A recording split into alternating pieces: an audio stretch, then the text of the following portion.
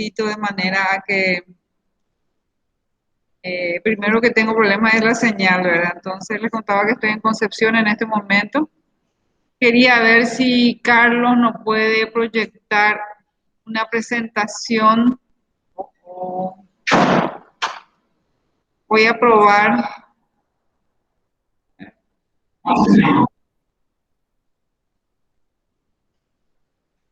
Y yo tengo una acá, pero no me da la opción de proyectar como suelo hacerlo con el Zoom. Yo tengo minimizado el PowerPoint. Ah,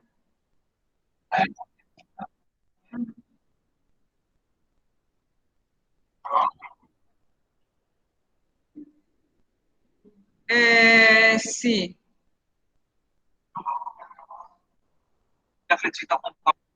sí.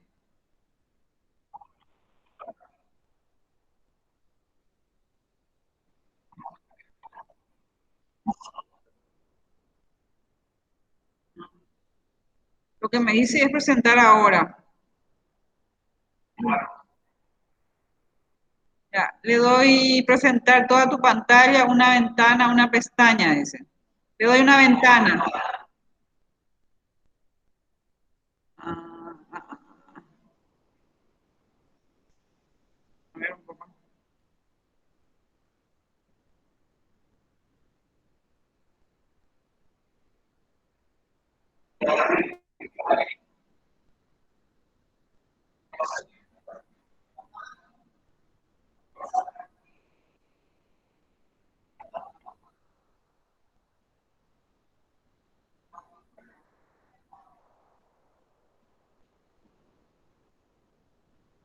Sale compartir, pero le doy clic en compartir y no.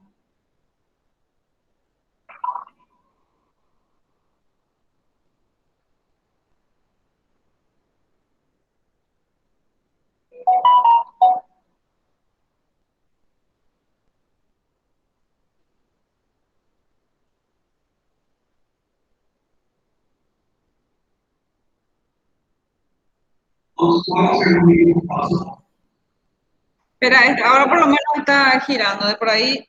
Si es que no avanzamos, igualmente te pediría, vos podés ingresar a la plataforma de la universidad y desde ahí podemos ver el PowerPoint de la primera clase, creo que habla de historia de la psicología organizacional, algo así. Y podrías hacerlo vos desde donde estás. Bueno, dale.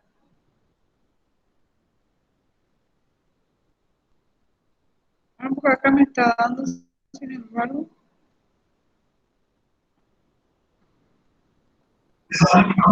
Sí, sí, veo. Material de apoyo, dice. Historia. Ups. Veamos lo que dice en la parte de historia de la psicología. Primer PowerPoint. Sí.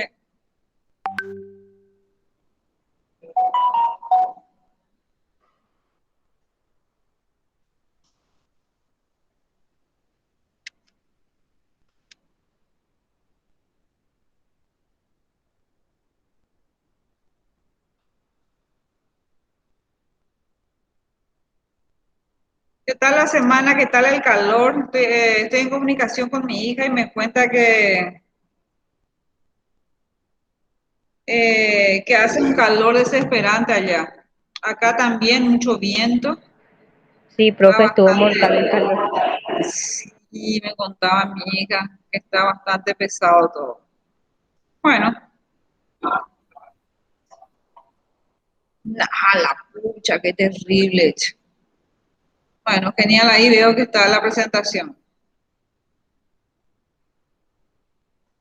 Y lo que me gustaría, Carlos, hay un ejercitario que creo que hay posterior a este, que también lo que me gustaría que después les puedas enviar por correo a tus compañeros.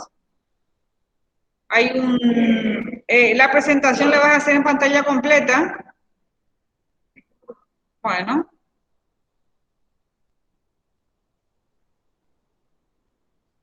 bueno.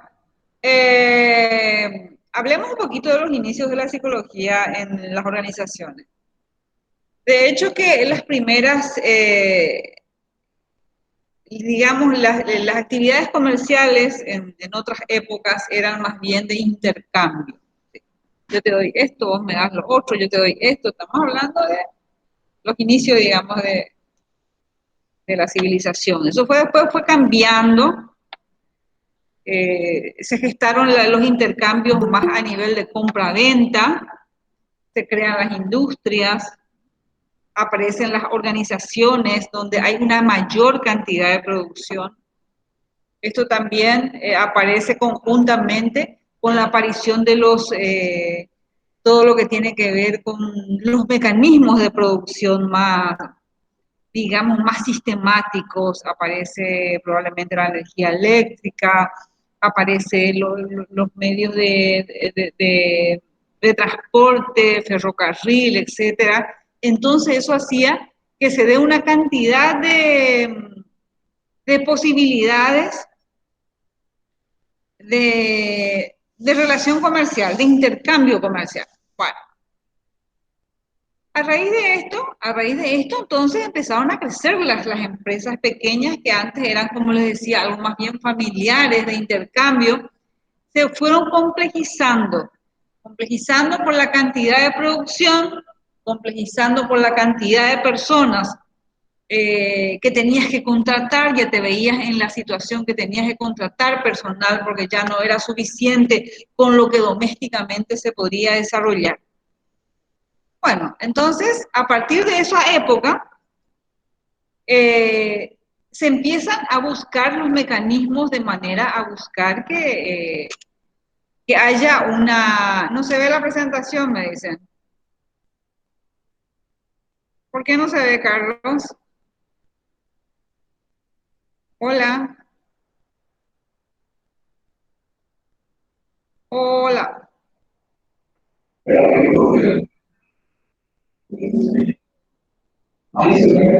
Yo veo, pero muy pequeñito. No, no se ve. Yo no veo nada, profe.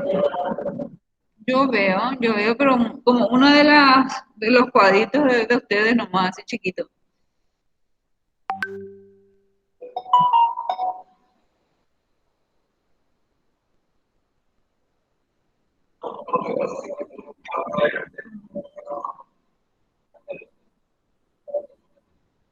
Y bueno, y la verdad que le di doble clic y no maximiza.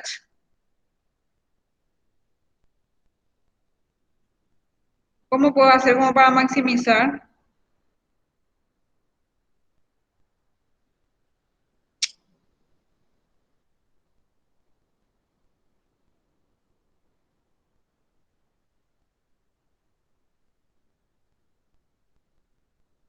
Bueno, qué difícil es no ser de la época de la tecnología.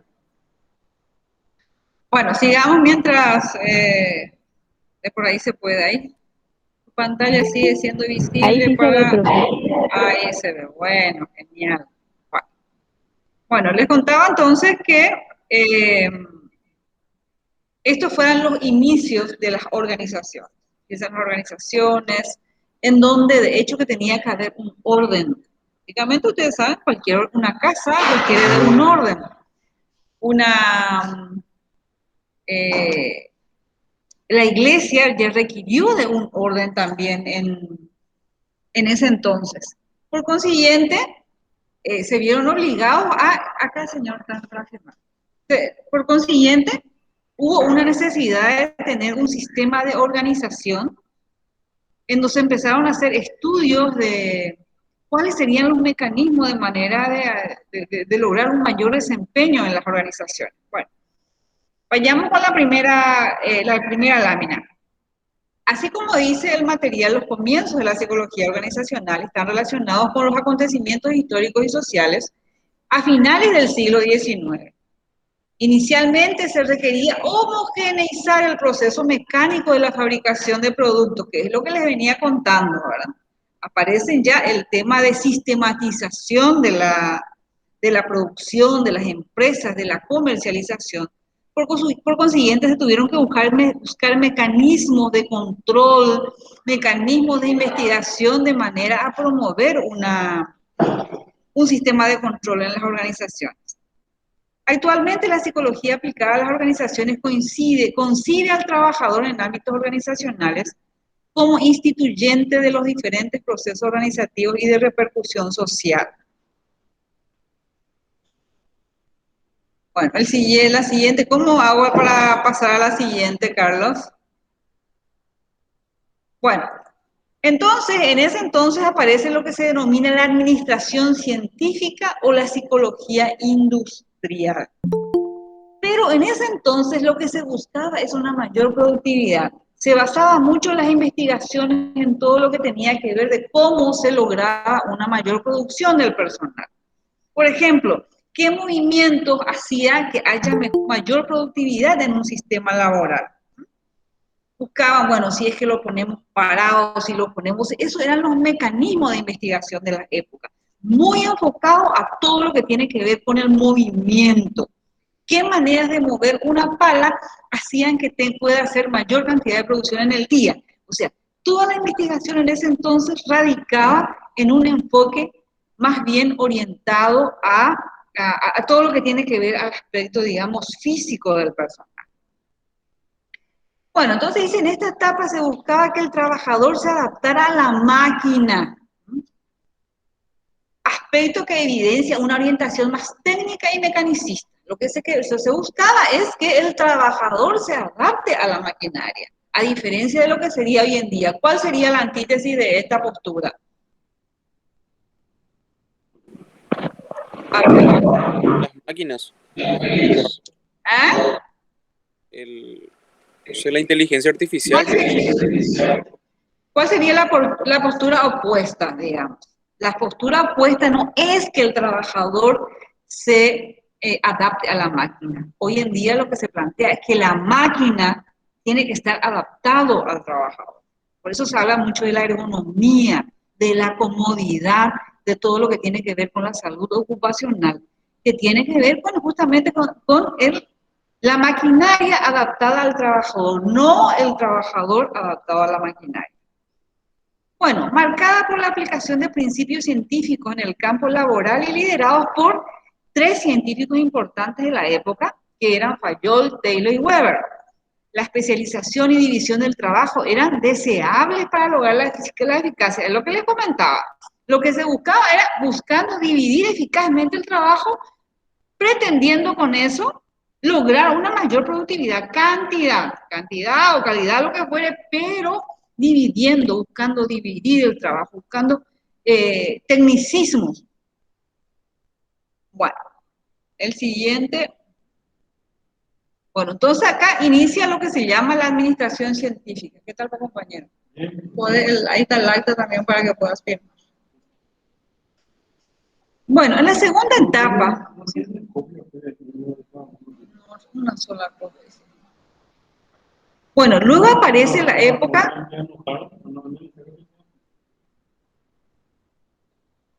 Que vamos a buscar.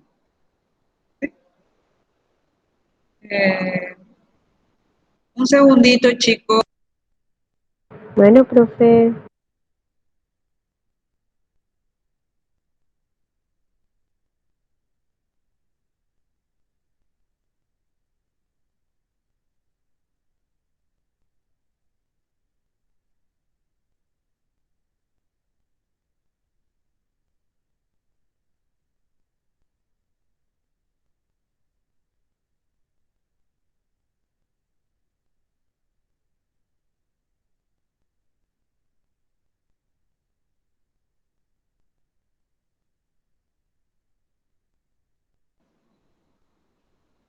Bueno, luego aparece otra etapa en el desarrollo organizacional que tiene que ver con las etapas de las relaciones humanas. En esta segunda etapa se empieza a reevaluar el concepto del trabajo. Se da más énfasis a la estructura, el orden, las reglas y se da prioridad al estudio de las relaciones humanas. Aquí hay un experimento importantísimo que se había hecho en la época, en donde se hizo un estudio de control en una industria en donde se quería estudiar el impacto que tenía la iluminación en el trabajador. ¿En qué consistía el experimento? Lógicamente, con una cantidad de científicos que estaban observando lo que ocurría, la idea era ver el impacto que tenía la iluminación en el lugar de trabajo con relación al desempeño del personal. Entonces, ¿qué es lo que se hacía? Una buena iluminación, excelente productividad. Bajaba la iluminación, la productividad seguiría igual. Bajaban y bajaban y bajaban la iluminación y el nivel de productividad del personal era el mismo. Entonces ahí pararon la oreja y bueno, y pararon la oreja y lo que se plantea acá, ¿verdad? Es ¿cuál es el elemento que hizo que este personal tenga la misma calidad de producción a pesar de que las condiciones físicas no sean las más adecuadas? Bueno, entonces acá se abre un nuevo ámbito de aplicación, un nuevo ámbito de investigación más bien. ¿Por qué? Porque antes se estudiaba solamente lo mecanicista, digamos. Y ahora aparece lo que se llama la escuela de las relaciones humanas. Porque entonces esta gente, bueno, ¿qué es lo que pasa acá? Le pongo luz plena, y bueno, chochísimo los trabajadores. Baja la luz y no hubo disminución del nivel de productividad en el personal. Bueno, entonces la investigación dice, bueno, vamos a preguntar qué es lo que pasó acá. ¿Y qué es lo que pasó? Empezaron a preguntar, a consultar, porque nunca hasta ese entonces nadie había pensado en la gente lo que pensaba o lo que sentía. Solamente se dedicaban a investigar todo lo que tenía que ver con el mecanismo del trabajo, con el movimiento del trabajo. Entonces, a partir de ese momento, lo que se concluyó es que la gente decía, ¿por qué? ¿Y qué es lo que hizo que se siga produciendo igual? Y lo que hizo que siga produciendo igual es que la gente se sentía motivada, se sentía mirada, se sentía observada, se sentía parte de un esquema. Entonces, a partir de este momento, aparece lo que se denomina la escuela de las relaciones humanas, que es la segunda etapa del proceso de aparición de la psicología en las organizaciones.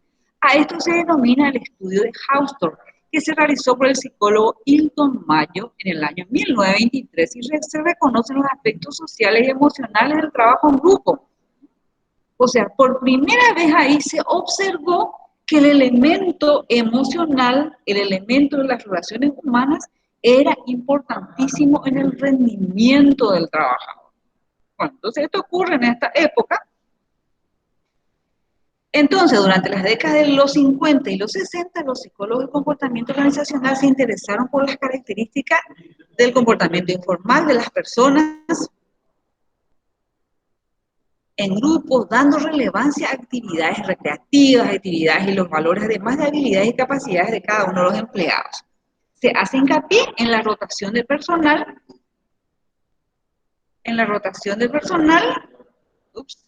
para disminuir la monotonía y el aburrimiento. Bueno, acá dio entonces un giro a lo que tiene que ver con la administración científica.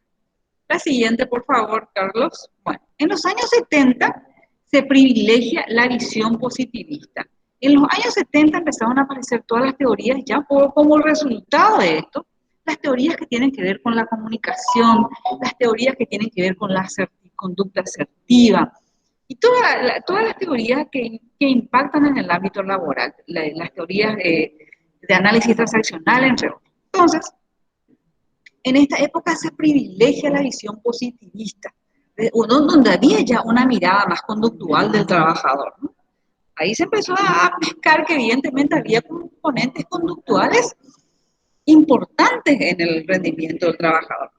Se hace presente de temas de comportamiento organizacional, desarrollo, donde se continúa el análisis del trabajo individual y del pequeño grupo para producir cambios en la cultura organizacional, adoptando un acuerdo tácito entre los trabajadores hacia la eficiencia a través de las actitudes y la conducta por medio de normas y valores que son compartidos por hacer más efectivo el trabajo. Entonces, a partir de ese momento, aparece lo que la otra vez estuvimos mirando, que tiene que ver con la visión y la misión. Les comentaba en la clase anterior que, lógicamente, tu visión personal tiene que estar conectado con la visión de la empresa o con la misión de la empresa, de manera que pueda haber un crecimiento personal y que también tengas, de hecho, que está demostrado que todo el componente afectivo es fundamental para mejorar el desempeño en la organización.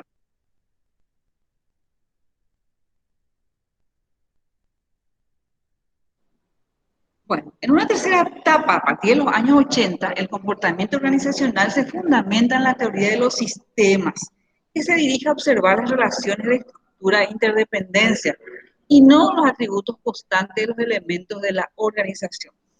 ¿Cuál es el concepto que ustedes tienen de la teoría de los sistemas? Que ya dieron sistémica. ¿Cómo les parece que la teoría de los sistemas puede afectar a una organización?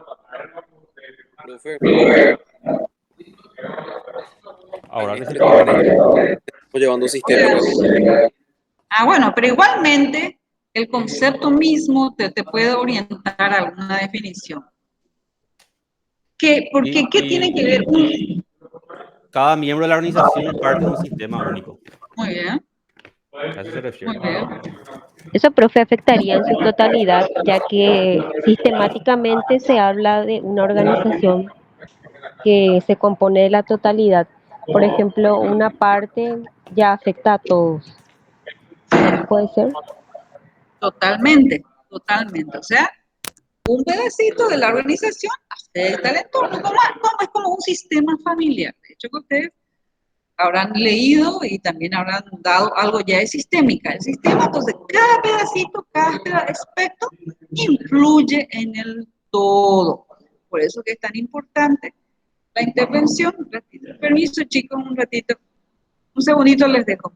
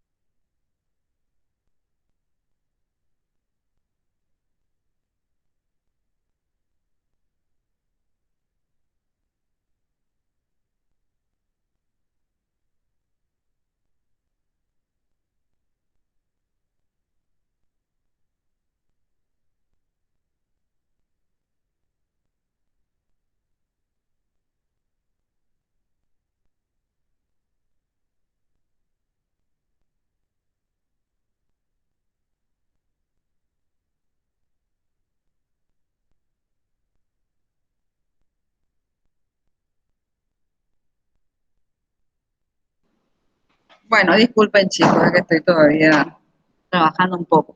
Bueno, entonces aparece lo que llamamos la perspectiva sistémica. Lo poco afecta a lo mucho, lo pequeño tiene impacto en lo general. Bueno, entonces, a medida que avanzaban los tiempos, lógicamente aparecían nuevas teorías que eran aplicadas a las organizaciones. ¿Sí? Se propone una visión de los procesos sociales que cobija las instituciones, pasa por las organizaciones hasta llegar a las relaciones cara a cara que se suscitan en las interacciones humanas de las organizaciones. Así se estudia la dinámica del cambio social y se abren las posibilidades para que desde las organizaciones se generen cambios a nivel interno y aún más amplio a nivel social. Bueno, seguimos, Carlos. Bueno, eso digamos era todo lo que tiene que ver con lo anterior, con lo histórico, cómo esto se fue gestando y cómo aparecieron las distintas teorías en el ámbito organizacional. Terminó nuestra presentación. Bueno, ya vimos ¿qué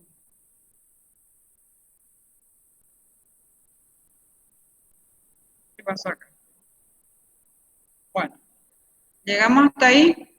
Luego tenemos, hay un material para completar que tienen que yo había levantado en su momento. Una tarea, exactamente, la tarea 1.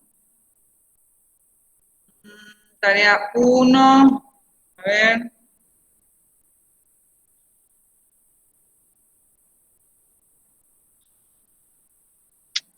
Sí, pero ahí no aparecen las preguntas.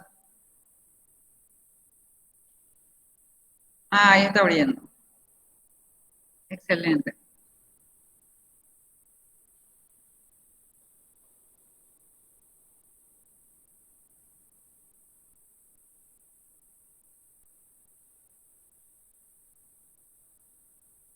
Bueno, acá hay una serie de preguntas que me gustaría que vayan completando, que lo van a encontrar o lo pueden investigar, o bien hay un material que no sé cómo podemos hacer para que tengan acceso, Carlos, que es el libro de comportamiento organizacional de Chavenato, que yo tenía levantado ahí en la página.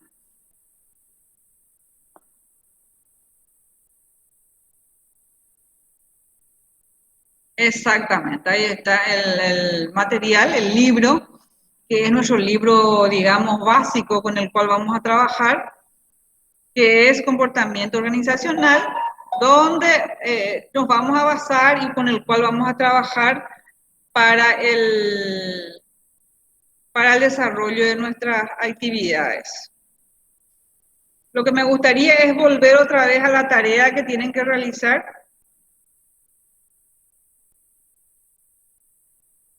Bueno, las consultas en los acontecimientos históricos que dieron inicio a la psicología organizacional, los principios de la administración científica que dimos así un vistazo general, principios de la administración científica, teoría de Fayol, Taylor, Weber, Hilton, Mayo, en qué consistió el estudio de Hausdorff de 1923 y cuáles fueron las conclusiones más importantes. Bueno, también acá en alguna medida ya hicimos, que es la construcción de la misión, visión y legado personal según las indicaciones dadas en clase, dice. De hecho, que eso en alguna medida ya lo avanzamos en la clase anterior, solamente que no tuve la oportunidad de compartir con ustedes la presentación que tenía preparada. Bueno, yo lo que les pediría es que este cuestionario me lo puedan enviar, son 3 preguntas, y me puedan enviar a mi correo, y como bien habíamos acordado, esto también les va a dar oportunidad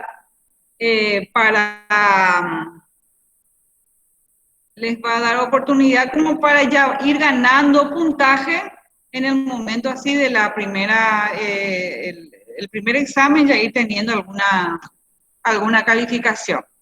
Bueno, ¿algún comentario, algo que... ¿Cuánto tiempo tenemos para completar eso, profe? En la semana. La semana, ok. Hasta la siguiente clase. Perfecto. También lo que les quiero dar es un tema de investigación y es sobre paradigmas.